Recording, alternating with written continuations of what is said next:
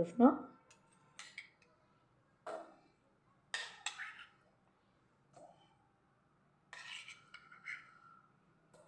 એક નંગ ટમેટું લીધું છે. દેશી ટમેટા જ લઈએ છીએ અત્યારે સિઝનમાં. બધી વસ્તુમાં આપણે નિતારીને લેવાનું છે પાણી. 2 ચમચી ઝીણી સુધારેલી કાકડી લેશું.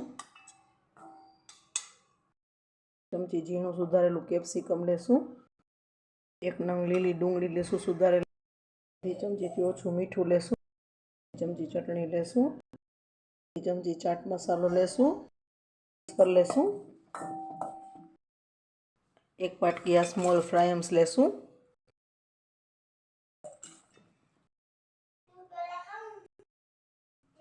આમાં અંદર ચીઝ નાખી દેશું થોડું.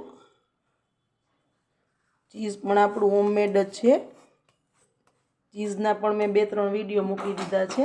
અંદર નાખી દેશું. આપણે બાળકોને એકલા ફ્રાયમ્સ ના આપવા હોય તો બેસ્ટ ઓપ્શન છે. થોડુંક તીખું ઓછું કરવાનું.